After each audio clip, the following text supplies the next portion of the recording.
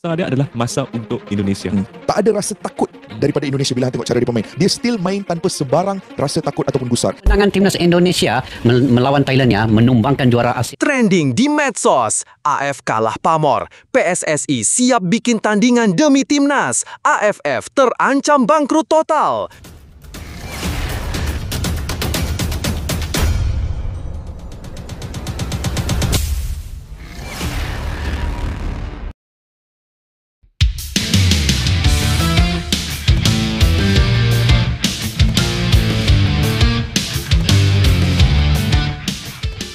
Trending di medsos, AF kalah pamor, PSSI siap bikin tandingan demi timnas, AFF terancam bangkrut total. Tapi, Mimin minta tolong tonton video ini sampai selesai agar tidak ada kesalahpahaman yang terjadi. Dan tak bosan-bosan juga, tolong like dan share video ini ke media sosial kalian agar semua orang tahu apa yang sedang terjadi.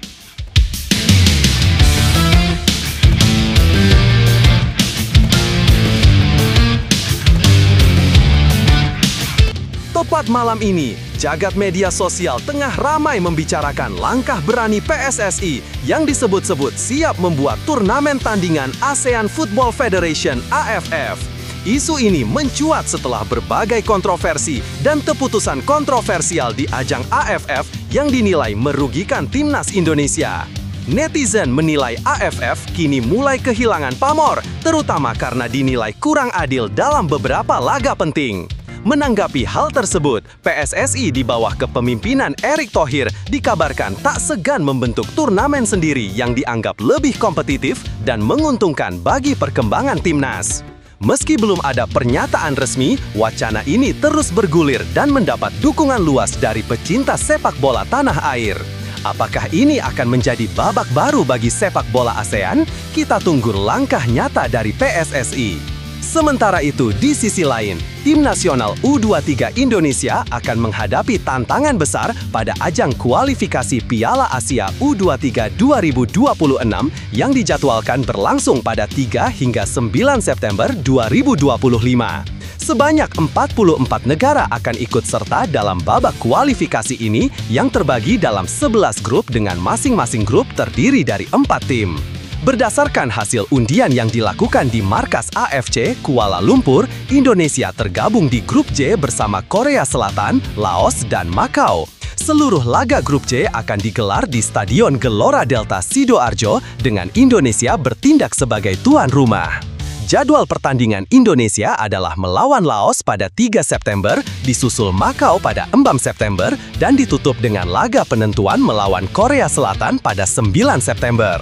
Pelatih kepala timnas U23 Gerald van Nemburg menyatakan komitmennya untuk menurunkan kekuatan terbaik. Saya akan selalu mencari dan memanggil pemain terbaik yang bisa memperkuat tim, ujar pelatih asal Belanda itu.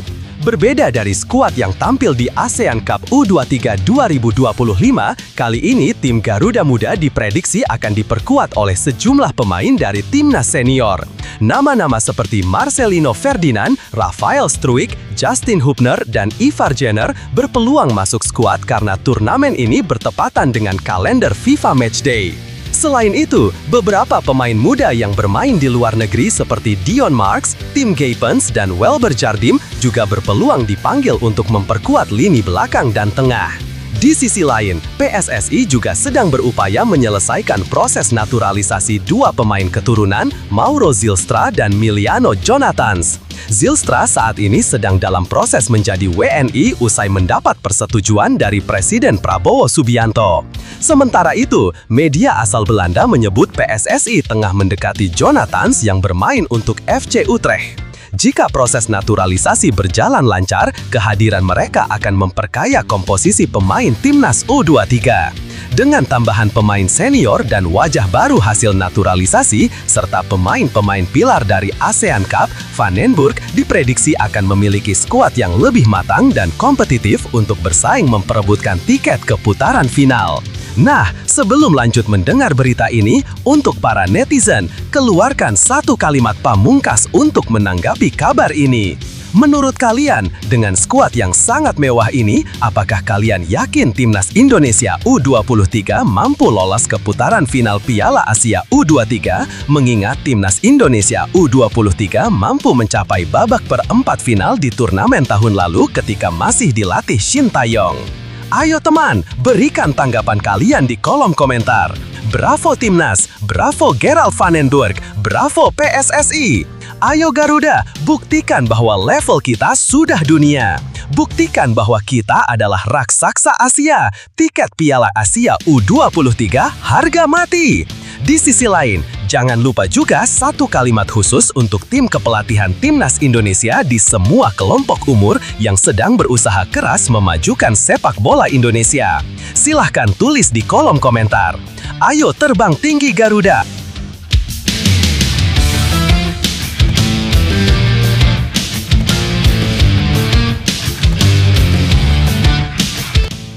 Mari kita lanjut teman-teman.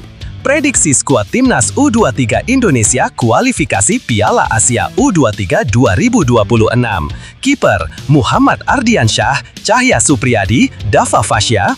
Back Muhammad Ferrari, Justin Hubner, Kadek Arel Priyatna, Kakang Rudianto, Welber Jardim, Ahmad Maulana, Doni Tripamungkas, Tim Gapens. Gelandang Dion Marks, Ivar Jenner, Marcelino Ferdinand, Arhan Fikri, Robi Darwis, Tony Firmansyah. Penyerang Rafael Struik, Miliano Jonathans, Raihan Hanan, Mauro Zylstra, Jens Reven, Rahmat Arjuna. Kehadiran sejumlah pemain baru dan berpengalaman di level internasional membuat harapan publik terhadap performa Timnas U23 semakin tinggi. Skuad ini diharapkan mampu menembus babak utama Piala Asia U23 2026.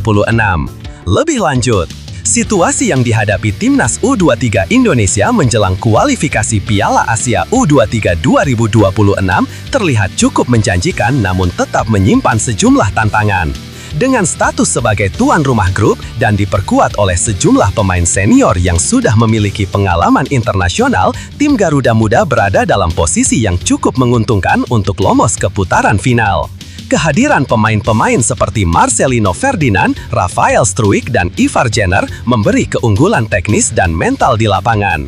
Mereka tidak hanya membawa kualitas individu, tapi juga bisa menjadi panutan bagi rekan-rekan setim yang lebih muda. Selain itu, faktor kalender FIFA Matchday membuat klub tidak punya alasan untuk menahan pemain-pemain luar negeri bergabung yang membuka peluang besar bagi pelatih untuk memanggil kekuatan penuh. Rencana naturalisasi terhadap Mauro Zylstra dan Miliano Jonathans juga menunjukkan keseriusan PSSI dalam memperkuat tim di level usia muda. Jadwal Timnas Indonesia di putaran 4 kualifikasi Piala Dunia 2026, perebutan tiket ke putaran final. Timnas Indonesia akan menghadapi tantangan besar di babak keempat kualifikasi Piala Dunia 2026 zona Asia. Garuda kini tinggal selangkah lagi menuju panggung sepak bola paling bergengsi di dunia. Babak penting ini akan berlangsung pada 8 hingga 14 Oktober 2025 dengan seluruh pertandingan grup B digelar di Stadion King Abdullah Sport City, Jeddah, Arab Saudi. Berada di grup berat bersama Arab Saudi dan Irak. Hasil undian resmi dari AFC menempatkan Indonesia di grup B, satu grup dengan dua tim kuat dari Timur Tengah, Arab Saudi dan Irak. Dua lawan ini tentu bukan lawan yang mudah, sehingga perjuangan tim merah putih dipastikan akan sangat sengit.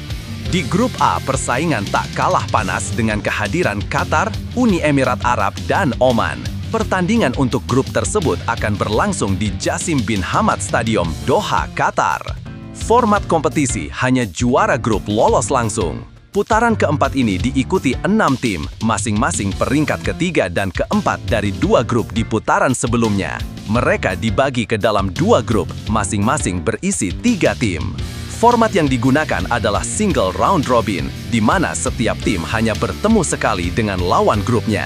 Semua pertandingan dilangsungkan di satu lokasi home turnamen, tanpa sistem kandang-tandang.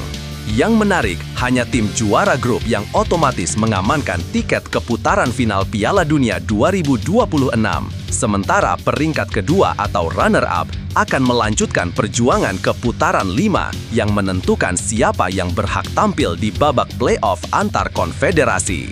Jadwal lengkap Timnas Indonesia di Jeddah. AFC telah merilis jadwal resmi pertandingan Indonesia. Indonesia tidak akan bertanding di matchday ketiga pada Selasa 14 Oktober 2025 karena pada hari itu giliran Arab Saudi menghadapi Irak. Ini sejalan dengan sistem pertandingan grup yang mempertemukan masing-masing tim satu kali saja. Mampukah Indonesia ukir sejarah? Melihat lawan-lawan yang akan dihadapi, peluang Indonesia memang cukup berat, namun bukan berarti tidak mungkin. Dengan persiapan yang matang dan semangat pantang menyerah, Timnas bisa saja memberikan kejutan.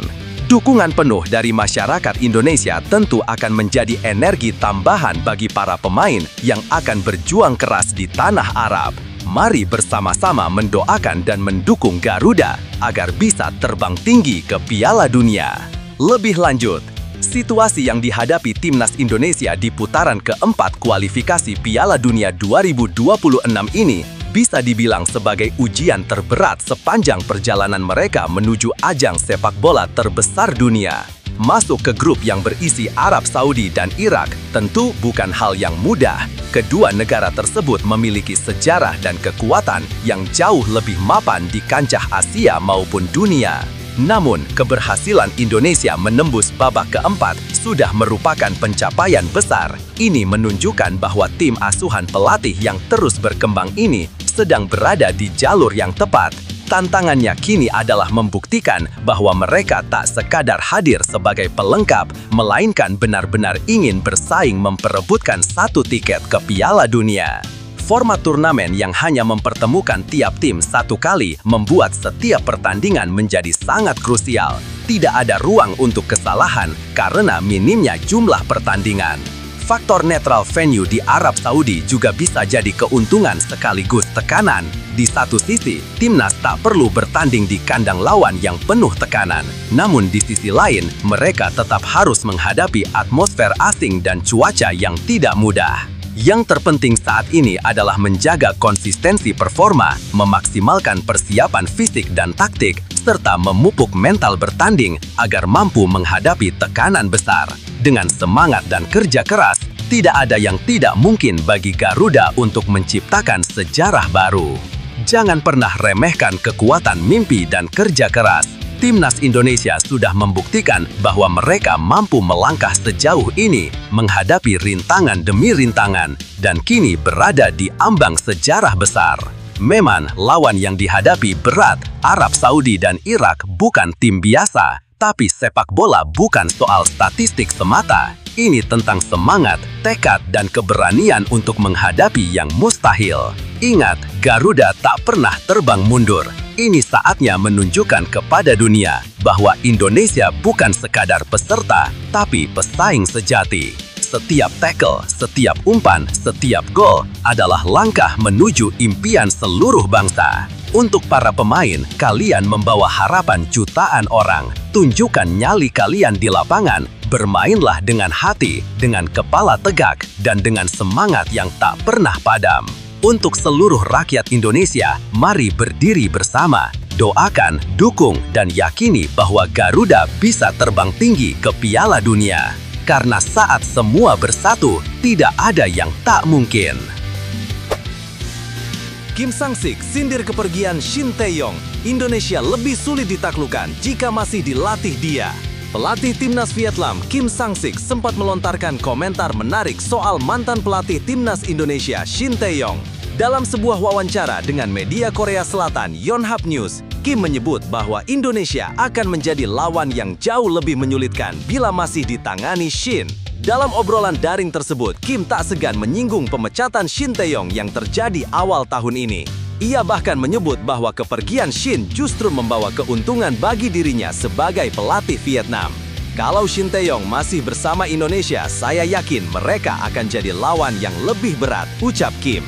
Tapi ya, kepergiannya mungkin membawa keberuntungan bagi saya. Meski begitu, saya tetap mendoakan kesuksesan karir barunya di Korea Selatan. Lanjutnya, jejak prestasi Shin Tae-yong di Indonesia. Shin Tae-yong mulai menukangi timnas Indonesia sejak akhir 2019. Meski perjalanan awalnya penuh tantangan, pelatih asal Korea Selatan itu berhasil membawa banyak perubahan signifikan bagi sepak bola Indonesia. Pada awal 2024, Shin sukses membawa timnas senior lolos ke babak 16 besar Piala Asia 2023 di Qatar, sebuah pencapaian bersejarah bagi Merah Putih. Selain itu, ia juga mencetak sejarah bersama timnas U23 dengan menembus semifinal Piala Asia U23 dan mengalahkan Korea Selatan di babak perempat final. Tak hanya itu, berkat tangan dinginnya, Indonesia berhasil melaju ke putaran ketiga kualifikasi Piala Dunia 2026 zona Asia, capaian langka dalam sejarah sepak bola nasional. Akhir perjalanan dan nasib berbeda. Sayangnya, kiprah Shin Tae-yong harus terhenti usai hasil mengecewakan di Piala AFF 2024.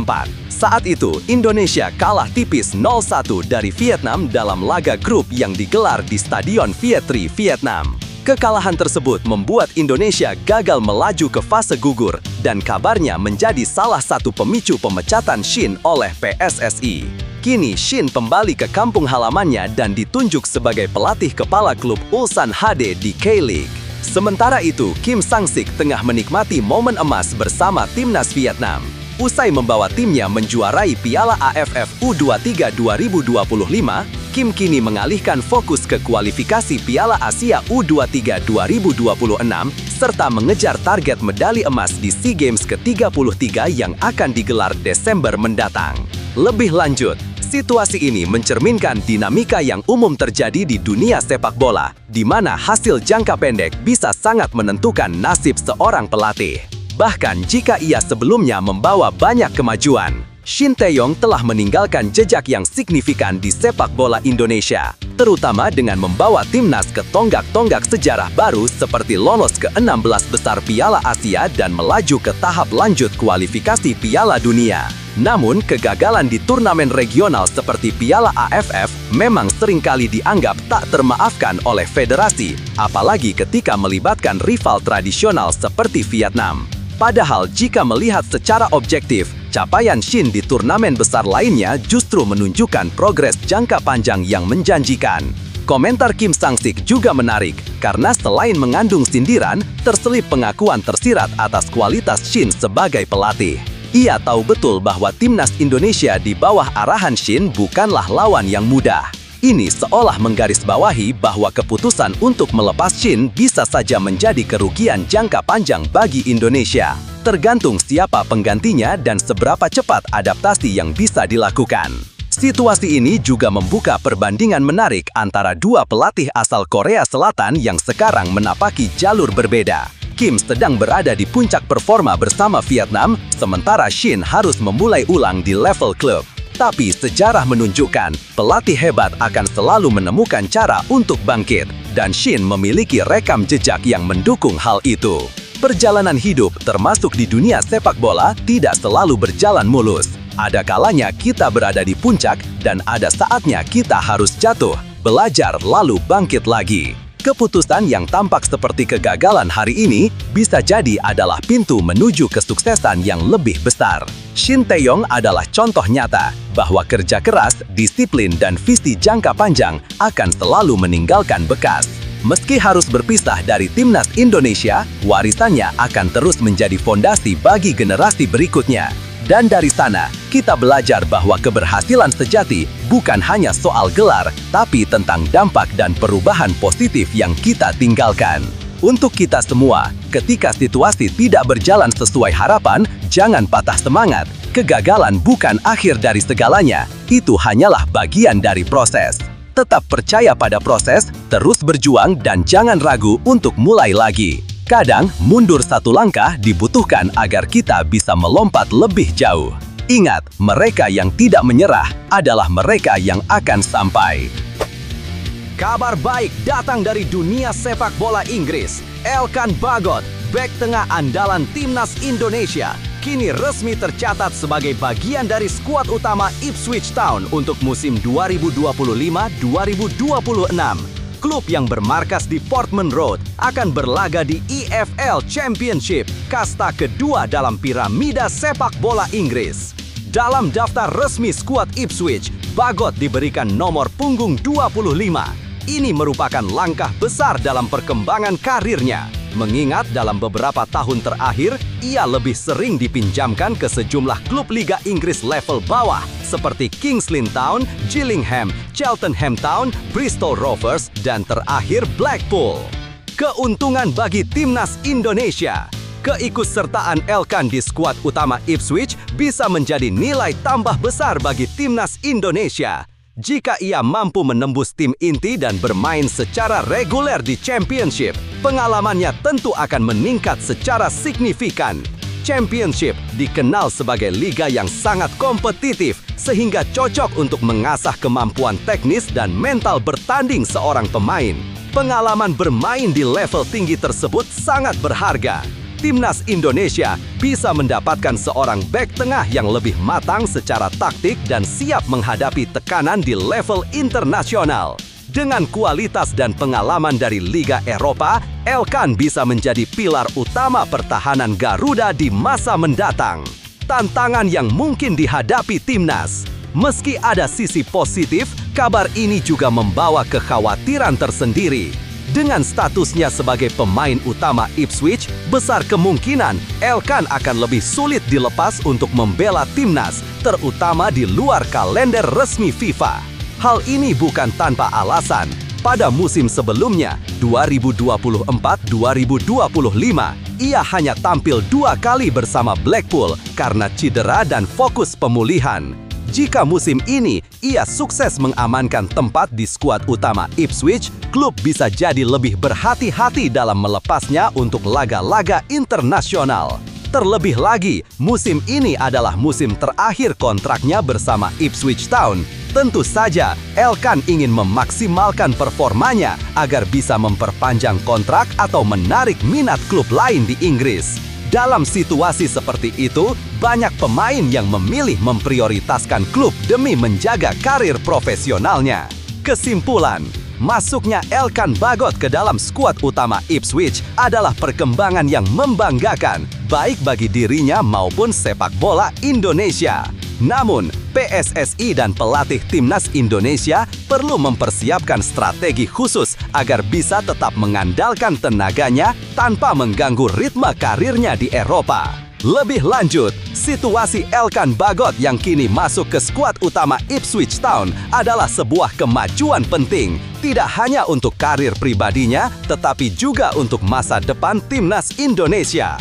Bermain di EFL Championship, liga yang dikenal keras dan kompetitif, akan memberikan banyak pengalaman berharga yang sulit ditemukan di level domestik atau Liga Asia. Ini adalah ajang pembuktian dan tempat berkembang yang ideal bagi seorang pemain muda seperti Elkan. Dari sisi timnas, tentu ini kabar menggembirakan. Pemain yang ditempa di atmosfer sepak bola Inggris jelas membawa kualitas berbeda. Jika Elkan bisa bermain reguler di Ipswich, maka saat kembali memperkuat Garuda, ia akan membawa dampak signifikan pada soliditas lini belakang, baik secara teknis maupun mentalitas bertanding. Namun, di balik kabar baik ini, ada tantangan yang perlu diwaspadai. Saat seorang pemain mulai menapaki level yang lebih tinggi, komitmennya terhadap timnas bisa menjadi lebih terbatas. Jadwal padat, persaingan ketat di klub, serta risiko cedera membuat klub cenderung protektif, apalagi bila laga-laga timnas berlangsung di luar kalender FIFA. Selain itu, dengan kontraknya yang akan habis di akhir musim, Elkan kemungkinan akan lebih fokus pada performa individu demi masa depannya di Inggris. Ini bukan sikap egois, melainkan langkah realistis bagi pemain yang ingin bertahan di kompetisi Eropa. PSSI dan pelatih timnas harus memahami realita ini sekaligus mencari cara agar kepentingan timnas tetap terjaga tanpa menghambat karir sang pemain. Siapa yang bisa mengisi posisi Ole Romeni di timnas Indonesia? Ini kata pengamat. Timnas Indonesia menghadapi tantangan berat menjelang babak keempat kualifikasi Piala Dunia 2026 zona Asia. salah satu andalan lini depan Ole Romeni diperkirakan absen akibat cedera yang dideritanya saat tampil bersama Oxford United melawan Arema FC di ajang Piala Presiden 2025 8 Juli lalu. Dalam laga yang berlangsung di Stadion Sijalak Harupat, Kabupaten Bandung tersebut, pemain berusia 25 tahun itu terpaksa keluar lapangan setelah mendapat tackle keras dari Paulinho Mochelin. Ia kemudian menjalani operasi pada 17 Juli 2025. Absennya Romeni tentu menjadi kehilangan besar bagi skuad Garuda. Penyerang bertinggi 185 cm ini menjadi sosok sentral di lini serang sejak debutnya dengan mencetak 3 gol dalam 4 pertandingan terakhir masing-masing ke gawang Australia, Bahrain, dan Cina. Tantangan bagi pelatih Patrick Kluivert. Pelatih kepala Timnas Indonesia, Patrick Kluivert, kini dihadapkan pada dilema untuk mencari pengganti sepadan. Menurut pengamat sekaligus pelatih sepak bola nasional, Erwan Hendarwanto, mencari pemain dengan karakteristik seperti Romeni tidaklah mudah. Striker bernomor punggung 9 yang selama ini dibutuhkan Timnas sebenarnya ada pada sosok Ole. Kehilangannya jelas cukup merugikan, ujar Erwan Selasa 5/8/2025. Ia menambahkan bahwa sebagian besar striker lain memiliki gaya bermain yang berbeda dengan Romeni. Striker lain cenderung mengandalkan kecepatan, sedangkan Ole punya kemampuan menjaga bola yang bagus serta naluri gol tinggi. Lanjutnya, Ragnar Oratmanguwen jadi alternatif. Meski situasi sulit, Erwan menyebut nama Ragnar Oratmanguwen sebagai opsi yang layak dipertimbangkan untuk mengisi peran tersebut. Meskipun memiliki gaya bermain berbeda, Ragnar dinilai cukup kuat dalam duel dan mampu mempertahankan bola di area pertahanan lawan. Ragnar memang mengandalkan kecepatan, tapi kemampuan dia dalam mempertahankan bola bisa jadi nilai tambah ketika Timnas menyerang, kata Erwan. Namun, ada catatan penting, Ragnar juga sedang menjalani pemulihan cedera. Erwan berharap proses pemulihan Ragnar berjalan cepat agar ia bisa kembali merumput dan tampil bersama skuad Garuda. Laga berat di Grup B. Pada putaran keempat nanti, Timnas Indonesia tergabung di Grup B bersama 2 tim kuat, Irak dan Arab Saudi. Pertandingan pertama melawan tuan rumah Arab Saudi dijadwalkan berlangsung pada 8 Oktober 2025, disusul duel melawan Irak pada 11 Oktober, keduanya digelar di King Saud University Stadium, Riyadh. Pertandingan ini jelas menjadi tantangan besar. Selain absennya Ole Romeni, kualitas lawan yang akan dihadapi juga jauh lebih berpengalaman di kancah internasional. Namun, pelatih Patrick Kluivert tetap memiliki beberapa alternatif lain seperti Jens Reven dan Mauro Zylstra yang bisa dievaluasi untuk menutup kekosongan yang ditinggalkan oleh Romeni. Lebih lanjut, absennya Ole Romeni menjelang babak keempat kualifikasi Piala Dunia 2026 jelas menjadi pukulan berat bagi Timnas Indonesia. Ia bukan hanya pencetak gol, tapi juga menjadi pusat dari pola serangan skuad Garuda. Kehilangan pemain seperti ini di momen krusial tentu berdampak pada kestabilan dan kepercayaan diri tim, apalagi mengingat lawan yang akan dihadapi adalah tim-tim besar seperti Arab Saudi dan Irak. Di sisi lain, situasi ini membuka ruang bagi pemain lain untuk membuktikan diri. Ragnar Oratmanguwen memang bukan tipe striker murni seperti Romeni, namun kekuatan fisiknya dan kemampuannya mempertahankan bola bisa menjadi senjata tersendiri. Asalkan ia pulih tepat waktu, Ragnar bisa menjadi alternatif yang cukup menjanjikan. Timnas juga memiliki stok penyerang diaspora lain seperti Jens Reven dan Mauro Zylstra yang patut diberi kesempatan lebih. Momen ini bisa dijadikan ajang evaluasi oleh Patrick Kluivert untuk menguji kedalaman skuad dan mencari kombinasi terbaik, terutama dalam kondisi darurat. Situasi seperti ini sebenarnya bisa menjadi titik balik jika dikelola dengan baik. Terkadang absennya pemain kunci justru memunculkan kejutan dari pemain yang jarang dilirik. Timnas Indonesia perlu menjaga fokus, memanfaatkan pemain yang tersedia secara maksimal, dan tetap percaya pada proses yang sudah dibangun sejauh ini. setiap tantangan dalam sepak bola, seperti kehilangan pemain kunci, bukanlah akhir dari segalanya, melainkan kesempatan untuk tumbuh dan menunjukkan kekuatan sejati tim. Timnas Indonesia telah melewati banyak rintangan sebelumnya, dan kali ini pun tidak berbeda. Absennya Ole Romeni memang berat, tapi ini adalah saatnya bagi pemain lain untuk bangkit, tampil berani, dan membuktikan bahwa mereka layak membela merah putih. Jangan takut gagal, karena dari kegagalan kita belajar. Jangan ragu melangkah, karena keberanian adalah ciri khas pejuang. Saat satu pintu tertutup, pintu lain terbuka lebar. Mungkin ini adalah saat bagi talenta baru untuk bersinar, bagi tim untuk semakin solid, dan untuk membuktikan bahwa Timnas Indonesia bukan hanya soal satu nama, tapi tentang semangat satu bangsa. Garuda tidak pernah terbang rendah. Saat tekanan datang, saat itulah sayapnya mengepak lebih tinggi.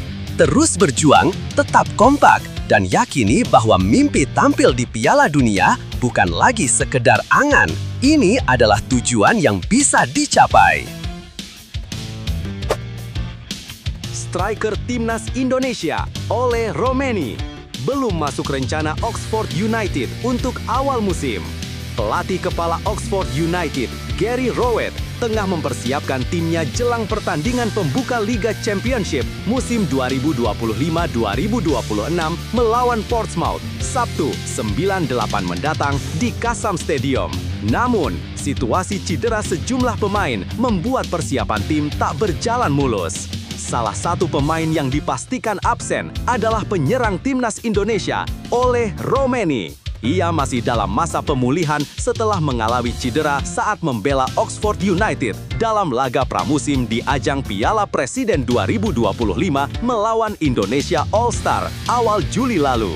Tak hanya Romeni, beberapa nama lain seperti Ciaron Brown, Luke Harris, dan striker anyar Nick Prelec juga belum sepenuhnya bugar dan diragukan tampil. Ini membuat Rowett harus berpikir keras menyusun susunan pemain untuk laga perdana tersebut. Kami masih menunggu siapa saja yang bisa benar-benar fit untuk diturunkan, ujar Rowett seperti dilansir Oxford Mail. Beberapa pemain masih menjalani pemulihan dan belum bisa ambil bagian. Meski demikian, Rowett tetap optimistis dan menyatakan dirinya sudah memiliki gambaran tentang komposisi tim yang akan diturunkan. Ia juga menyebut tidak ingin memaksakan pemain yang belum sepenuhnya pulih agar tak memperparah kondisi mereka. Saya tahu kira-kira siapa yang bisa saya andalkan. Beberapa pemain sudah mulai kembali berlatih dan menunjukkan perkembangan positif di laga-laga uji coba. Oxford United sendiri ingin memulai musim dengan hasil positif, apalagi mereka akan tampil di kandang sendiri. Namun, dengan kondisi skuad yang belum ideal, tim pelatih harus menyiapkan alternatif strategi dan rotasi pemain. Kondisi Ole Romeni akan terus dipantau, tetapi ia dipastikan belum bisa ambil bagian di laga perdana. Klub berharap Romeni bisa segera pulih agar bisa berkontribusi lebih banyak di musim ini, mengingat ekspektasi terhadapnya cukup besar setelah tampil menjanjikan di musim sebelumnya. Lebih lanjut, situasi yang dialami oleh Romeni bersama Oxford United saat ini cukup menantang, baik untuk sang pemain maupun klub. Sebagai striker Timnas Indonesia yang baru saja bergabung dan menunjukkan potensinya, tentu cukup disayangkan bahwa ia harus absen pada awal musim akibat cedera. Momen seperti ini bisa berdampak pada kepercayaan